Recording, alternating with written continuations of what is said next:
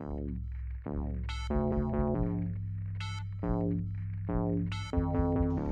and thank you for tuning in to Cryptids, Creeps, and Conspiracy.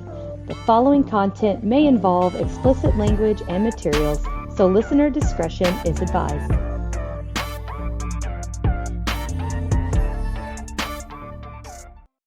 Welcome back, everybody. Today we have another new guest. It is Dusty McBalls from the Rainy Day Horror Show. I'm going to give you a chance now, if you would like, to talk to everyone and just kind of let them know who you are, what you do, and any background stuff. So it is your time to shine. I am the host, producer, to make myself sound a little bit more fancy, of the Rainy Day Horror Show. And we talk everything that's horror related, from like true crime. What else? I do short-rated horror stories, horror movie breakdowns, paranormal. Used to do cryptids and alien stuff, but I kind of grew away from that. I do more urban legends than anything. Yeah, from Minnesota, the great Midwest, Little Canada, as I like to call it. So I will say I can't say the word without having one, so bear with me. I was expecting, dear God. I got bugs on the brain. Actually, I had a whole 30-minute conversation yesterday about bugs. So that's probably what it came from. But anyway, you don't have an accent. I was expecting it. So I have family in Wisconsin and Minnesota. And it always makes me giggle when they come down to visit because they sound funny. And I have an inside joke with, I don't know if they're listening or not, but somebody I used to work with. Shout out to that person. Actually, my one patron, there was a joke where they would come in and I didn't even realize I was doing it until they pointed it out, and they'd be like, "Oh, how are you?" And I'm like, "Oh, you know." And one time they busted like, "What?" And I was like, "Oh, I'm sorry." I was like, I didn't even realize I was doing it. Sometimes on my channel, I'll do it just to be funny and I'll kick into it. But yeah, no, because I think the reason I don't have one, I was just having this conversation with my girlfriend yesterday. I think the reason why I don't have one is because I'm such a relaxed talker. And it doesn't, I don't fully enunciate everything like my fellow Minnesotans around me. So there's a little bit in that one. You slipped up a little. So I got to ask, is cheese and sprinkles really a thing? No, it's not. I heard that in what is it? Blue. What's that Blue Macaw movie? Blue. Yeah, that's what I was asking. Is that what it is? Yeah. No, no idea what. No. I was shocked to even. Oh, I thought it was a real thing. That. Okay, well, debunked. Debunked on the Cryptids, Creeps, and Conspiracy podcast. Cheese and sprinkles is not a real thing. And my girlfriend has a bad one though, really bad. I get possessed every now and then, and something slips up. It's usually pretty old timey. Yeah, my girlfriend, she'll say North Dakota, and it's just like, oh. Apparently, in Minnesota land, it is the O's that are a problem. Where I come from, again, it's the I sound. Yes, like microwave or microphone. Oh, yeah, it's that. Yeah. So maybe it's just a vowel thing. We gotta find who does a U. Any listeners out there? Does your accent fuck up a U? Let me know, or an E. We also have issues with A's here too. Like some people say, "Oh God, I'm gonna butcher it," but they'll be like ladder. Yeah, ladder. They'll extend the A. Yeah, they'll extend the A, or we'll say bag, or not like what's wrong? Bag. Yeah, we won't say it like that. We'll say like beg. Oh, like you're begging. Oh. Yeah. Like, can I get a bag, please? Well, I mean, I guess I could beg if you want me to. I've done worse things for less.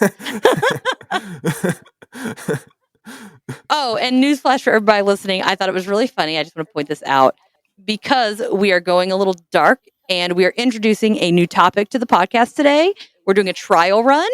And if it does well, then we will continue on and I'll kind of add them into the mix. I'm totally for it. I went a little dark with my makeup and stuff. I drew on some stuff, getting that little creepy thing going. And then I get on here and he's got a permanent mark on his face. So if you want to see the video, go to the Patreon feed and check us out because we rock. Just saying. We rock.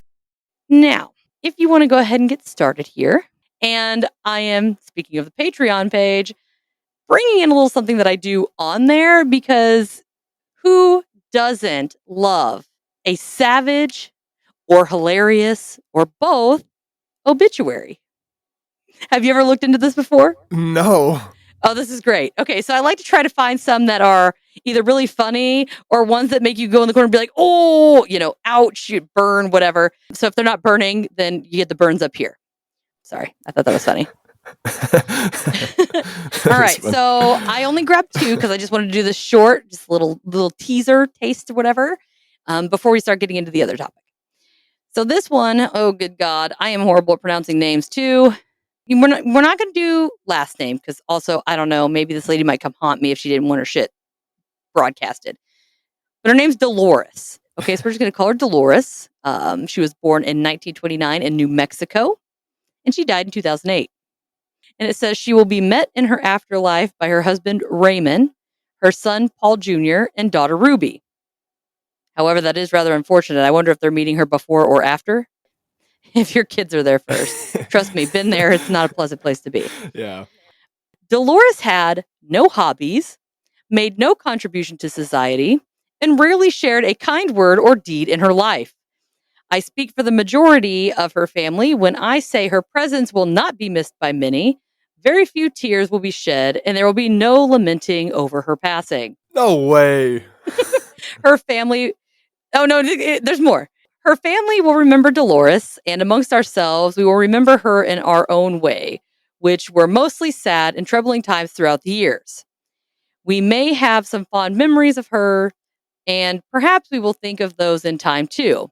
But I truly believe at the end of the day, all of us will really miss what we never had. A good, kind mother, grandmother, and great-grandmother. I hope she is finally at peace with herself. As for the rest of us she left behind, I hope this is the beginning of a time of healing and learning to be a family again. There will be no service, no prayers, no closure for the family she spent a lifetime tearing apart. We cannot come together in the end to see to it that her grandchildren and great-grandchildren can say their goodbyes. So I say it here for all of us. Goodbye, Mom. That is so funny. That is so funny. Just a little sidebar before I start on the second one. I don't know if it's just me. Maybe I'm a little morbid. I mean, I am morbid. But do you ever wonder, like, what people are going to say about you when you're dead? Sometimes. Like, sometimes I wish I could fake my own death to see, one, who shows up at my funeral, and how good are the eulogies? I need to make adjustments? I don't know, because no one's going to give you honest criticism in real life. I mean, unless you're talking to me, because I'm pretty blunt and gets me in trouble. But, or what your headstone's going to say. Here lies a crazy bitch. I would love mine to say, now his McBalls can finally be Dusty. And now the dust will settle on those McBalls. Yeah, that's so funny. Okay. So the next one I have, it's an article here on CNN. I'll put the link in the description just so that everybody has it. And it goes on at first to say it's, not really a funny type obit. It's pretty upsetting, but it's pretty savage. So I wanted to do this. So it's a guy, again, I won't say his whole name, but Leslie, for starters. Talk about a boy named Sue.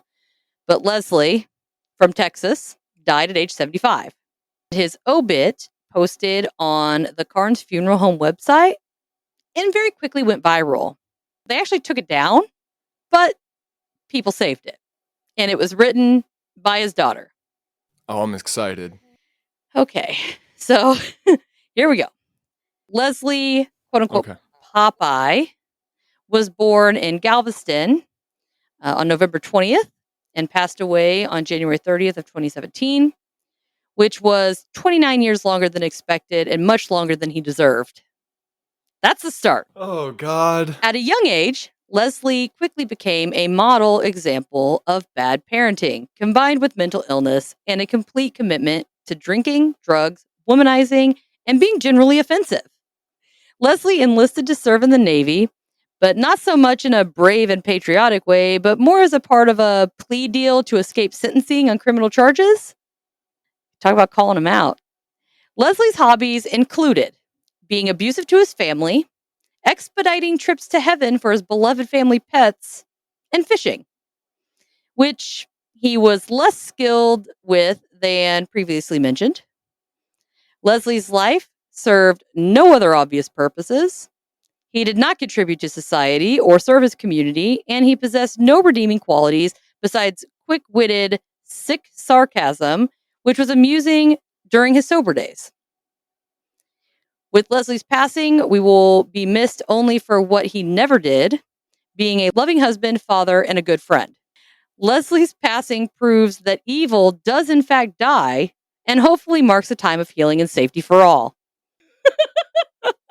I love how the contradiction between that. He was a great husband, a great father. Oh no, they're saying we will miss what he never was, which was it was worded kind of weird. When I read it, I was like, well, that sounds a little funky, but yeah, it was because he was never those things.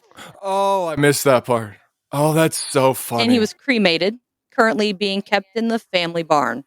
Dusty McBalls. Yeah, like the animal that he is. I didn't even think about that. But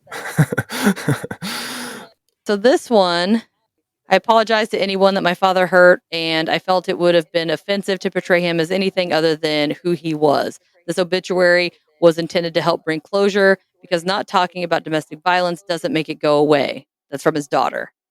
And then she didn't want to be named in the report. But yeah, so those are two. Got it. We got a funny and then a rather savage obit and this guy looks like a douche. I've never been there. I knew somebody who lived there temporarily, and when they were telling me about checking their kids' shoes for scorpions and snakes, I decided I shouldn't go. Oh, fuck no. Oh, I'm gonna be there for 2 weeks too. It's gonna be for work. Check your boots. Oh. You're welcome. I might have just saved your life. You might have. Yep. But yeah, no, you know what's funny too? Because I just did a serial killer episode on, what's his name? The Confession Killer. I forgot his legal name. Is it Billy? No, not Billy Ray. Yeah. I feel like it's Henry something. Henry Ray Lucas. Yeah, that guy. I knew there was a Ray in there somewhere. Yeah, and I just did an episode on him, and I just completely. Am I allowed to swear on here?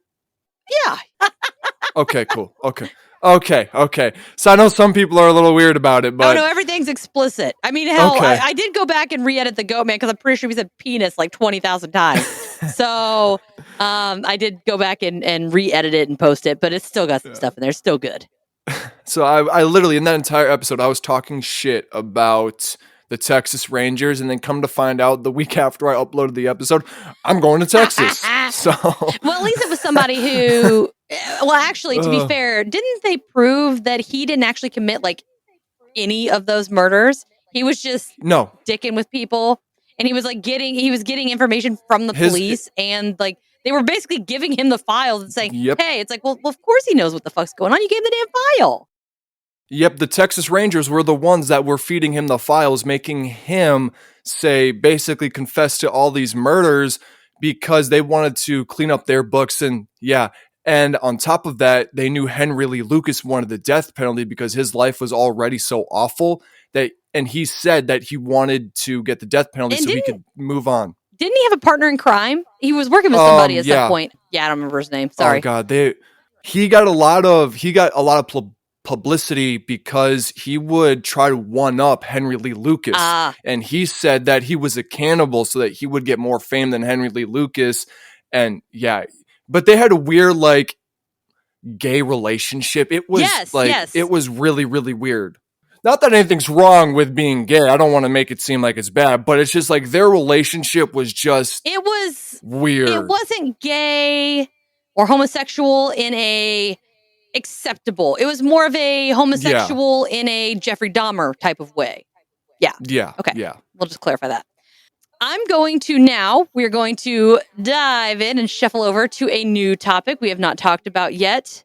However, I will add a little things. If I do it now, you guys might guess a little bit too much. So we're going to start with the very, very, very first film of this type that came out. It said 1896, and I didn't think they had film back then, but maybe they did. Yeah. But it was called, oh dear God, here we go. La Maison du Diable. Was that pretty good? Oh. The House of the Devil. I think so. I don't know. Translated. I think it's House of the Devil. I think it's Yeah, I think it's Spanish. I don't know. I'm not a linguistic person. Now, that movie started it all. Now, I'm going to read through a list of movies, and I want to know if you can tell me what these movies have in common. Ready? The Conjuring. Okay. Yeah. Amityville Horror. Texas Chainsaw Massacre. Exorcist. Scream. The Strangers. Annabelle. Hills Have Eyes. Nightmare on Elm Street. There's a bunch of those. The Birds. The Possession. Fire in the Sky. Dahmer. And Zodiac. Oh God, you threw me for a loop because like the first like 5 were all paranormal. Mm-hmm. And then God. I'm trying to think. This is a tough one. Let me know when you want me to burst your bubble. Can you can you give me a hint without giving it away? I don't know if I can. Is it the director? No. It's inspirational. Oh God. Oh, they're all based off of real events. Yep. Yeah. Specifically, they are all labeled horror films based on true events. So I went a little true crime there, for the real events thing, but I really wanted to emphasize the fact that it was a horror film, which is what The House of the Devil was, the very first film labeled as the horror genre. Interesting. I have a confession to make. I don't know diddly about horror genres. However, a lot of my friends do, partially because I don't know if it's the empath in me or what, but if I watch something, I can feel all of it. And even without watching them, I have very, very, very vivid, like mortifying nightmares. I have been murdered in every way imaginable. And it's not like, oh, I had a dream and I woke up. No, it was, I could feel everything, smell, see, touch, everything. All of my senses were working. So I try to generally avoid these particular types of movies because I don't want to fuel the fire, so to speak. But I do want to talk about it because I know a lot of the listeners out there are interested in this kind of thing. And I mean, I'm interested in the movies themselves, what makes it what, and that kind of thing. So I guess the first question that I want to ask, since you obviously do horror stuff, hence the name, what classifies a movie as a horror film? That's tough because for me, horror can really be anything. People are scared of so much. There was a movie called Devil, and this one was about a group of people being locked in an elevator. And it wasn't going up or down. And one of the people in there was, I think, if I remember correctly, because this movie came out a while ago, I think one of the people in there was the devil, quote unquote. And it was, the lights would go out and then people would start dying, stuff like that. It's very, very cool. I actually have the movie poster under my bed right now. So you have a monster under your bed? The devil's under my bed, Mom. Yeah. But no, I'm one of those people that is very broad for me. Horror, that's why I love horror, is because it's very, very broad, and it is, I personally think, one of the most creative genres in film. So what would differentiate a horror film to a suspense? Is it the gore? Is it what is it that differentiates? I feel like those are pretty similar. I think the gore and the chase throughout the movie. What I mean by that is like let's take a paranormal movie for example. Okay. Like Imaginary. I don't know if you've seen Imaginary, but nope. It's basically when you get. I'm tripping over my own words here. Mission accomplished. It's like, actually, let's not Imaginary because I don't know Imaginary that well. But let's take The Conjuring. You go into a place, find out it's haunted, and then you have to track down why it's haunted, and then you like that whole chase scene. I think movies like that kind of differentiate from suspense. There's one I watched recently. Actually, I watched it, and to be fair, I screamed bloody murder like half the fucking movie. The house. There's a house, something about a hill. It had the girl with the crooked neck. Yeah, House on Hill something. House on Hill. I don't. Yeah, but know. you know what I'm saying. That movie scared the living shit out of me. That's good. That's a good TV show. That in kind of grouping together, I feel like there should be some sort of classification to separate out which ones are purely fiction and which ones are based on true events. I feel like the creative aspect could, and I feel like mushing them together. I mean, on one hand, I kind of get, the whole point is to be scared, right? It's a scary movie. Yeah. But I feel like it sometimes might trick people who might watch these from the list that I gave you about true events, but then say they watch something else that's not based on it, but it's like really messed up. And they believe it's true because all the other ones are true. Mm-hmm. Well, based on true. It just popped into my head. I think another difference between them is when you take a horror movie, there's suspense, but then there's a specific part where climax is with like a jump scare or something. Oh, I can't do jump scares. Oh my God, nope.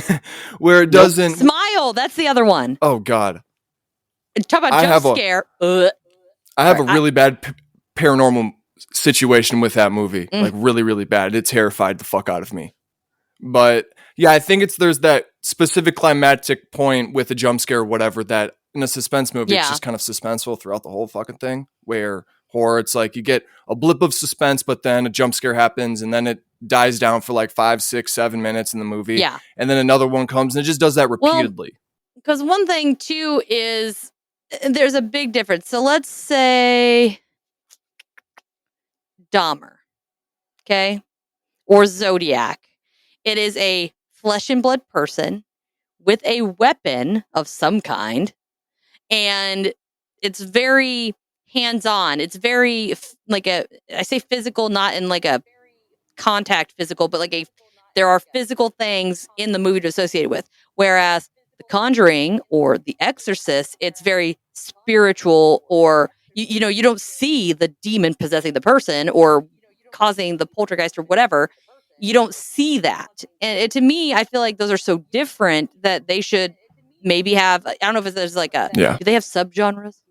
I think suspense and thriller are kind of the same, and they might be a suspense or they might be a subgenre to horror and mystery. That makes sense. Are you talking about Dahmer, the one with Evan Peters? I don't know. It's just the one on this list. Jeffrey Dahmer, who's Jeremy Renner. Okay, because I know I watched the one with Evan. Are you talking about the new one that just came on Netflix like a year ago or something? Oh, no. I haven't seen that one. That was a good movie. I can't speak for that one. That's the one I thought you were talking about, and if that one was the case, then I wouldn't have classified that one as horror. I would have classified that one as like mystery, thriller, suspense. See, I would have done it more like documentary. Yeah, that too. And I think too, what gets a lot of people confused in the genre per se is you have these movies that say they're based on a true story, but 90% of the crap in the movie is not real. They maybe use the name of the house or the name of the person, and that's all that it has in common, but it doesn't say what's real and what's not real. No. So people can't sift through that. You know what I mean? Mm-hmm. Yeah, that's why every Conjuring, like all the Conjuring universe movies, you have to take those with a grain of salt because one, the Warrens in real life were actually really shitty people. Oh my gosh, we just talked about this on social media. Someone made a post about it and I commented. This is so weird. You've brought up, we are on the same link right now. That is the fourth thing you've said that I'm like, I just talked about this yesterday, or that was actually earlier this morning. Yeah, no, they are awful people. Yeah. Now, all of it is alleged, but from psychics that I have talked to within the industry, they have also said, no, they are awful people. Yeah. They were not good.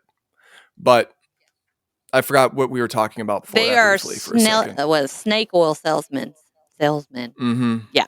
Mm-hmm. I 1 million agree. Yeah, they're movies you have to take those with a grain of salt because a lot of people think when you go to a paranormal investigation like me and my girlfriend have done for a very long time, you think that like, oh my God, what's in the movies is actually going to happen. Yeah. But that's not the case. Everybody's paranormal experience is very, very different. Yes. And yes. if you bring out an outsider to come and do a paranormal investigation, 9 times out of 10, it is extremely boring. Yep. So they have to make it interesting in some aspect, with also trying to stick to the actual story. I can attest to that. I do investigations also, and I've had some situations where things have been reported and all that stuff, but it was pretty, and it's not going to happen every time, right? Sometimes you might go to the same place 10 times, and 8 of those times nothing happens. And then I've also heard different things about possession too, where people actually get physically possessed and they black out. But then I've heard from other people where it's just, no, they just feed you thoughts and want you to kill yourself so that they can have you, is basically what it is. See, my thing is, would that technically be considered possession though? I don't know. I don't think that is. So to me, possession is, it takes possession of, like, it controls you. You don't have control. If it's just feeding you thoughts and ideas and stuff, I wouldn't necessarily classify that as possession, because they're not actually doing anything. No. I mean, that's like saying you're possessed by your abusive spouse. Yeah, that's true. That is true. So, I mean, I don't know for sure. That's just my personal opinion on it. I don't know what I would even prefer. So, what do you prefer? Do you prefer a movie that is based on true events, or do you prefer something completely out someone's ass? Well, what's actually funny is, from doing my horror movie breakdowns, is I found out that a lot of movies in the horror genre are actually inspired from real events. Interesting. And I know the movies that come out and say this is based on true events. I know 9 times out of 10 that they have to make it interesting. But when you get somebody that's like, oh, Nightmare on Elm Street, let's take that for example. That movie is actually based on a medical condition, I think in Taiwan, somewhere in Asia. Oh, yes. And like, I think that is way more brilliant and way more fun to watch than a movie that you kind of already know going into it could possibly be fake. Yeah. Like the majority of it. They have to make it interesting. So that's what I do prefer, the movies that kind of, you look at something, it inspires you, and you come up with a totally different concept that is extremely dope. Yeah, I think maybe it depends on what you're aiming to get out of the movie. I feel like if you're wanting to just have something that just gives you that jump scare or that adrenaline rush or whatever, then a not based on a true story movie might be a little bit better of a pick. If you want to be completely paranoid for the rest of your life and have nightmares over and over again, probably true story. Yeah. Yeah. And one thing I find interesting too is the genre has gotten so big. It's everywhere. And I mean, you got to think back in, say, the 50s or the 60s, you couldn't show the gore. No. Not to mention, even when you did make it, you couldn't make anything that was super realistic, I guess you could say, because you just didn't have the capabilities or stuff like that. But nowadays, it is very hard to tell the difference between real and fake.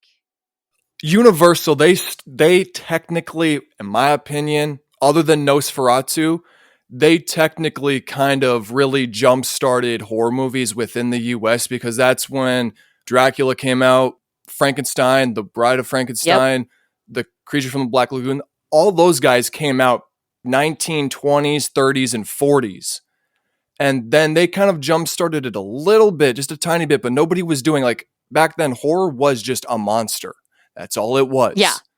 But then when the 70s came around and the Warrens popped up on scene, serial killers started coming out of the woodwork, that's where I think it really gained traction, because people started to notice how many normal people loved watching the news and like loved learning about serial killers and stuff like that. Yeah. And it just progressively got bigger and bigger from there. Yeah, and I think too, with the older ones, like you said, with Dracula and Frankenstein's monster and all of that stuff. I think one, they were based on books, right? Mm-hmm. And I don't know how many people read books back then, but they were based on books.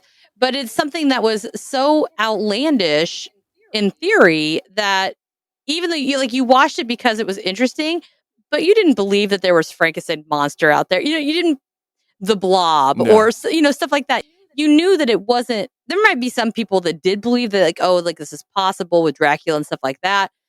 But I think whenever they introduced, like you said, that serial killer aspect or real people, to me, I think that genuinely scared people more because you realized how far as a human race we could go. Oh, yeah. You hear murder shows and all this stuff. And it's like, oh, they stabbed him or whatever. You're like, what? To fathom that somebody, a real human being, is capable of doing something like that to another human being is just outrageous. Like Ed Gein, that dude was a freak. Oh, yeah. Mm-hmm. And yeah, he covered really weird all of the boxes. Yeah. I mean, everything. Murder and, dismemberment, cannibalism, chopping up the bodies and using them for other stuff. And if you were just to watch it, you wouldn't believe that was real. You'd be like, oh, somebody made this up. You would have no idea that he really did those things. And I think tapping into that small percentage of people that can do that really kind of gets you thinking and makes you a little nervous because you're like, you don't know. What if your neighbor, because John Wayne Gacy, what if your neighbor, what if the person who is out and about doing charity work, they could be a monster. Anyone could be a real flesh and blood monster. When I started my channel and I started doing serial killers and stuff like that, I started to notice, a lot of them were truck drivers. And at my work, I get truck drivers. So in my mind, I'm like... I was married to a truck driver. Yeah, in my mind, I'm like, are you just a truck driver? Like, what's Do you have a body back there? Yeah. And another... Is this a refrigerated car, or what's going on here?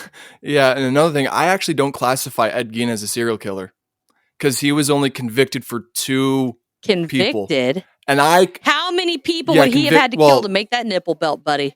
Well, he actually was grave robbing. That's how he got all the skin and everything. He grave robbed. I mean, there are some that were allegedly kind of connected to him, but the ones that from my research, he was only convicted for 2, and I consider I'm one of those weirdos. It's like 3 it has or more. to be 3. Yeah. Which is technically what classifies somebody as a serial killer. It has to be 3 or more. I personally don't believe that 3 should really constitute a serial killer. That could just be somebody who just has bad days. That sounded really horrible. And a lot of people, for some reason, I had to find this one out because I was one of these people too. But spree killers are way different than serial killers, and sometimes people interchange them, and it now pisses me the fuck off. Okay, to me, you can be a spree killer and a serial killer, but you can't be... Wait, is that backwards? Whichever one. Like, you could be one and you could be both, but you can't be one and another, if that makes sense. Yeah, no, I understand what you mean, because I'll go through... Like mass shootings. Yeah, those aren't serial killers, and I hate when people classify them as serial killers, because they're not. I agree with that. So that's why I think you could be a spree killer, but not a serial killer. But you can be a serial killer and a spree killer. So yeah, that does make sense, because they do it in like waves, where they'll do like 5 in a week, and then they'll take a break or something like that. Yeah, no, that makes sense. Yeah. Yeah, because I'm weird. And we like to think about things like that. To me, it's just... And what I do find interesting, too, is a lot of those same concepts that you have in the beginning, like you said, Dracula and Frankenstein's monster and the monster aspect of the horror genre, people just kind of build on it over the years, I feel. Like they don't get as... Like nowadays, you're not as creative, I guess you could say. It's kind of a different take on the same thing, but it's not a new thing. You know what I mean? Yeah, that's why my favorite horror movie of all time is X. It is... I think they reinvented the slasher genre, in my opinion. Never seen it. Probably won't watch it. Well, I'll give you a little rundown. It is about an old. These are actually the killers in this movie are actually based off of real serial killers. The Copelands from Missouri, Oh, I yeah. believe, is where they were at. But it's basically a movie about these 5 or 6 porn stars go to this farm in Texas, rent out one of the little houses on the property, Okay. and they start to shoot a porno without the old couple knowing about it. And so slowly throughout the movie, the old couple starts figuring it out, and then they start murdering the porn stars. But A24 made this movie, and they did it in such a different way. Like, they added comedy to it. Like, Kid Cudi is in this movie, and he opens the door one night, and you just see his massive fucking python just between his legs. Okay, maybe I should watch this movie. It is so funny, and I thought it was such a creative concept, and the way that A24 went with it, like, I think they reinvented the slasher genre, because slasher movies get so fucking boring. Yeah, actually, the story that you're talking about sounds familiar, but I know I've not seen it. So I know I haven't seen it, but the story, maybe I've seen it on one of my cop shows that I watch where they kind of like take stories and put them in. Mm-hmm. But yeah, no, it's such a good movie. It's such a good movie. But yeah, to me, like I said, I don't usually do horror. However, when I was at Paracon last month, I got my picture taken with Pinhead, and we actually had a long conversation. We talked for like 10 minutes. And then I don't know anybody's name, so I'm sorry for all you people that are like screaming at me. The really tall tattooed guy that does Michael Myers, the not funny one, the other one. Okay. I talked to him. We were eating lunch, and I just sat down and started talking to him. We had tattoo conversations, so I met him. And then there was the guy, what do they call him? Leatherface, right? From Texas Chainsaw Massacre. Mm-hmm. Yeah. So I met these people. To me, they're just people because I don't know the difference. It is what it is. Now, speaking of horror movies, I am going to tell a story. It is very embarrassing, but I laugh every time I tell it because I'm an idiot. And who doesn't like a good laugh? You can laugh at me. It's okay. So growing up, my grandparents loved horror films. I mean, they loved horror films, but you wouldn't imagine, your little old granny and grandpa liking horror films, but they did. The grosser, the better. They loved it. And so we would go visit them maybe once, twice a year. They lived 2 states away, so it was a heck of a drive for us. So we would only see them once, twice a year. And one of the things that they would do is they would take us to the local Blockbuster or whatever the movie store after Blockbuster, King of the Bucket. And they would we all would pick out, minus me, a horror movie. I would generally find some kind of animated kids movie because that's what I do. And we would go back to the house. They would make us, we'd have sandwiches and chips, and we'd all gather around laying on the floor and watching the TV. Legit VCR status. We're cool like that. Now, one time we went to visit, and my grandma had been eyeballing this movie for months. So we went, and she rented Texas Chainsaw Massacre. All right. I tried to watch it. I made it 5 minutes in, and I had to leave. Couldn't do it. So I just sat in the kitchen by myself while everybody else was watching the movie. And at the end of the movie, they all come in and sit around the table because we would just sit and chat. That's what we do in the middle of, nowhere. I was like, I don't see how you guys can watch that. And I mean, I was probably 15, 13. I was like in my teens. So it's not like I was like a kid by any means. My older sister, she's like, yeah. She's like, you want to know something even scarier than that? And I'm like, what's that? She goes, it's based on a true story. Oh no, here we go. My response was to panic. And I was like, oh my God. I was like, what do you mean? Like it really happened? She's like, yes, that really happened. I was like, but where? Where did it happen? Where did it happen? My sister's like looking at me like I'm an idiot. Everybody just kind of turns and they're all staring at me funny. And I'm just panicking. What happened? Like what state was it in? Are we safe? Did they catch the guy? Like what? And my sister she's like, it's Texas Chainsaw Massacre. And I was like, I know, where did it happen? And she's just looking at me, and everybody's trying not to laugh at this point. And she was very much known to be, Miss Smarty Pants. She's like, Natasha, eyes are huge. I'm just like, oh, it's bad. She goes, Texas Chainsaw Massacre. Still didn't get it. I was like, I don't understand. I was like, just tell me. She was like, for the love, Texas. And then she like gave me one of those looks, She's like, Chainsaw Massacre. And I'm like, and then it clicked. And I was like, oh, okay. So Texas. She's like, I think we're fine. And I was like, oh my God. So I'm an idiot. They all got a kick out of it. And to this day, they don't let me live it down. It gets brought up a lot. That is so funny.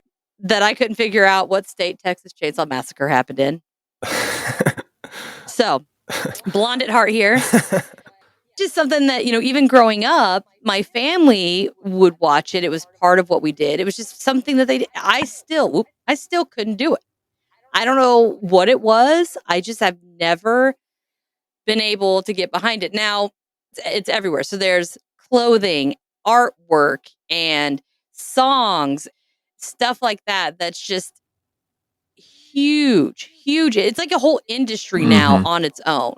And I do really find a lot of the art fascinating, even though I don't think I really understand it fully because I've not seen the movies that they're portraying.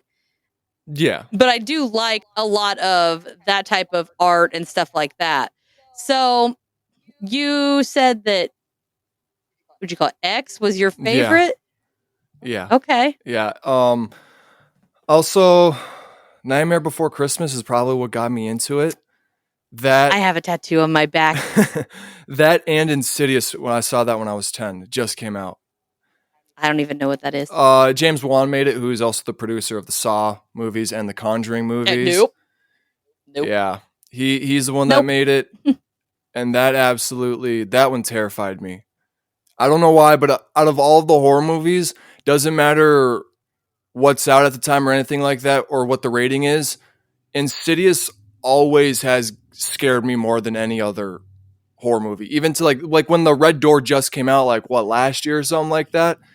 That movie, I'm 24, 23 at the time, but 24 now. That movie terrified me. For some reason, like the jump scares would get me. And I watch horror movies like religiously, like every single day.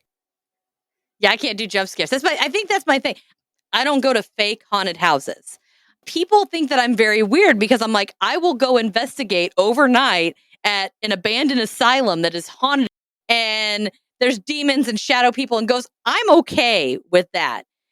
But I refuse, for the most part, to do any investigations around Halloween because I do not do fake haunted houses.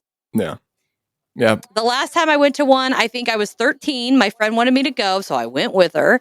And this guy jumped out and scared me, and I punched him in the nose. He proceeded to gush blood everywhere, and I got escorted out. That's how my girlfriend is. She hates clowns, and last year we went to Screamtown that's in Chaska. And the first haunted house that is literally in that area, they decided to do a clown asylum. And she hates clowns. And it was so funny because she did not leave my side. She closed her eyes, huddled around me, and was just like, it was so fucking funny. Clowns don't bother me. Monsters don't bother me. A lot of stuff doesn't bother me. I cannot handle anyone in a mask or mannequins. Oh, yeah. Mannequins are terrifying.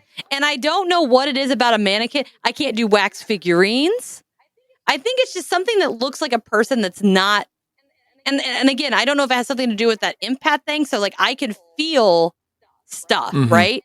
And I think it's just I don't like doing funerals because there's a body. I'm looking. There is a body right there. It is human. It's nothing. There's nothing. To me, I think it's just really, it's a weird sensation because you walk around and you feel everything all day, every day. But to see this shell of a person that there's nothing there, it's very weird. Yeah. It's very, very, very awkward. And I think maybe that's maybe the mannequins and the mask. Maybe I don't like them because, mannequins don't usually have faces, right? Yeah.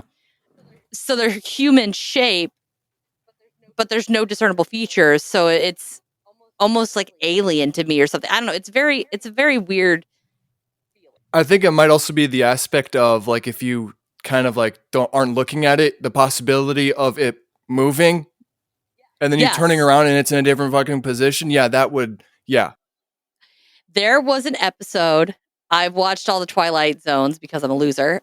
There was a Twilight Zone with mannequins where like one mannequin was it turned human. It was allowed to live for like a year, and then it had to come back and it turned back into a mannequin, and then it was somebody else's turn. Oh, that's I had nightmares for 3 days after I watched it. I couldn't do it. I don't know what it was. And sometimes too, I think it's because even though I feel things, I am very, very, very observant. So I always I gauge a lot of what to do with your body movement, your facial expressions, like how your eyes look. Or that's like, if you're in a crowd and you're looking for help or something, I'm like, I can tell you exactly who to go talk to because just how they're standing and what they look like and all of that. I'm like, they're not a threat. They're fine. When it's something like a mannequin or somebody in a mask, you can't make those determinations because there's nothing there to filter. There's nothing there to analyze. It's just like dead. Yeah. They are creepy. All right. If you were to make your own horror film, which creature would you want to make a movie about? Oh God. I have good questions today. You do. I just made that one up too. Yeah, I've never been asked stuff like this before. That's crazy because I love Minnesota and I'm writing a script right now, but it's for a different movie. But I would love to do a movie about a Wendigo, and that is strictly because nobody ever does it right. It's not a person with like antlers and like a deer head. It's not what it is. From my research and from what I kind of understand from it, it's more of a cannibalistic person that is just like kind of like a white ashy gray. The last 2 episodes that have been released were about the Wendigo that I got into with Kevin. So from Where the Weird Ones Are, I'll go ahead and shout him. Check him out. He's awesome. But me, Wendigo, I feel... So I'm not going to get too far into it because, again, 2 episodes, which this is going to be released in like a month. So go back because it's last month. But I do have 2 episodes with Wendigos. I feel that they are not human. Really? They were human. Yeah. But for starters, think about it. For someone to be able... for something to be able to survive on the brink of death and starvation in that type of climate for that long, you could not be human. No. And you would die. And isn't like the Wendigo like a spirit and it inhabits a person? That's one theory, yes. There's multiple things. One of them is you were a person, you partake in cannibalism, and then you crave it, and over time, you kind of basically die inside, and the Wendigo is a creature that basically is the remnants of what's left of you, and then it grows, and as you eat, it grows and gets bigger. Hence, my theory on the antler aspect is I found a lot of information that as like it would eat a person, and every time it eats a person, it grows. So my thing was, is cool. Then you have like this big human, right? But when you eat all the people, and then you have to start eating animals. If you grow as you eat what you're eating, what if you do then eat moose or elk? Mm-hmm. Then you're still growing, and you're going to grow those attributes as you're eating that animal and morph some attributes until you can get more human. I never thought of it like that. That is actually really, really interesting. I come up with all kinds of weird stuff. I am a very unique brain. That pretty much sums everything up. In the description, you guys will find all of any sources or anything that I referenced during the episode will be down there. My link will be in there. His links will be in there. Social medias. Please, please, please go check him out. Show him some love. Thank you for listening to this episode of Cryptids, Creeps, and Conspiracy. If you wouldn't mind, please take a moment and rate and review the show wherever you're listening. I know it might not seem like much, but it greatly helps the show by allowing us to be found more easily when other listeners search for us. If you have a chance, head on over to www.patreon.com/Cryptids, Creeps, and Conspiracy and become a patron.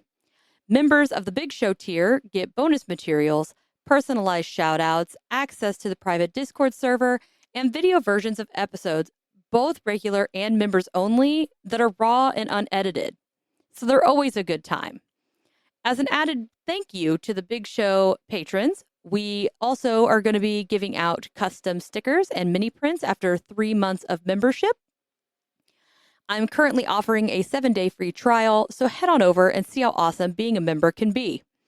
Before you go, click the link in the description and grab yourself or someone you know some of the self-designed merch, or make a donation to help keep the show going and fund future events and investigations.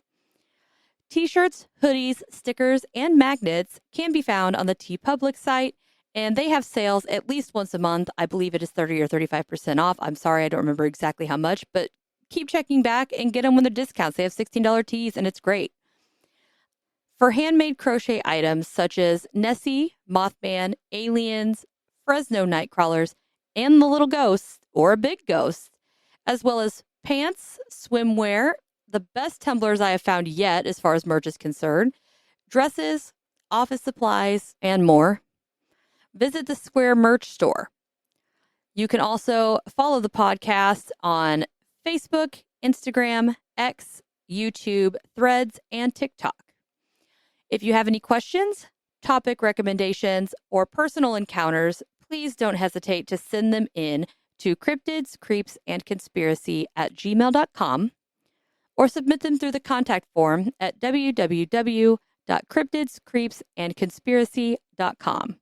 I would love to hear from you and share your experience on a special listener episode. Just make sure to specify that I have permission to add your encounter to the show, and let me know whether you would like to have your real name or an alias to maintain confidentiality. Thank you again so much for all your support, and I'll see you next time, my friend.